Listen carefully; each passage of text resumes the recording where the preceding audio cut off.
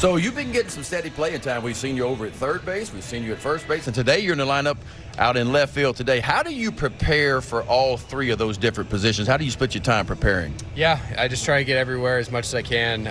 During BP, taking live reads in left or right, taking fungos live also during BP. It's tough to do it all, but definitely the days that I'm where I'm going to be, I'll stay more focused in those areas, but I try to scatter it as much as I can because I got to be ready for that. If you'd rather, what's your favorite position? Would you rather be, is it a corner somewhere in the corner, infield somewhere? Whatever gets me in the lineup that day. I really don't have a preference. I think it's a valuable tool I've got to be able to plug me anywhere. So I'm just I'm glad that people in the past of my career have pushed me to be more versatile, and I'm just ready for it. So last year you get called to the big leagues for the first time. This year in the big leagues again. A little more comfortable the second time in the big leagues? It's a little different, definitely. The shock is not as much there. It's still there. Playing in different parks. Like, this is a great baseball town with great baseball fans. So it's cool to come out here and take it all in. But yeah, it's a little bit easier to just focus on the game, and you start seeing arms that you faced before. Steven Matsuday, we faced him in Toronto last year, and so there's a little more familiarity, but you got to stay locked in. Tell us about getting called to the big leagues last year. Your dad still hasn't seen you play in the big leagues yet. He was going to come last year until COVID hit, and then it was funny, y'all were having a conversation this year. Sounds like he got COVID again, and he said, well, maybe I've got COVID again. Maybe you'll get called to the big leagues, and you did. Yeah, he had in his contract with the Yankees. He was able to leave the team for a day to come see my debut.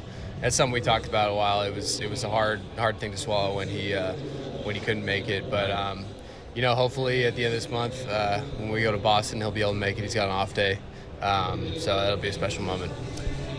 Always a lot of pressure to big league level. Your dad played 12 years in the big leagues, had a really good career. I have a son that's playing baseball, and I always tell him the expectations for you, but you got to be your own guy, right? I mean, Dad did one thing, you're doing another thing. How have you been able to separate the two and said, Dad did his thing, now it's time for me to do my time? Yeah, absolutely. The name follows you, especially when you grow up in San Diego. That's where he spent 6 years of his career. But, he was always the best at just letting me be my own player. He never would bring baseball up unless I wanted to. He didn't push anything on me. He actually probably pushed me to do other things, golf, basketball, football, stuff like that.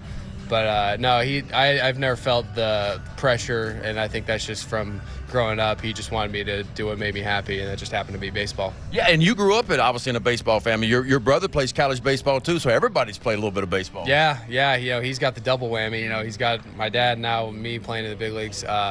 But he's doing a great job. He's making a name for himself at Baylor, and he's turning to be a fine player. But I'm really just proud of how he handles himself. And the guys on the team love him. Everywhere he goes, he's the star of the show. So really proud of him and how he's been able to come with those challenges.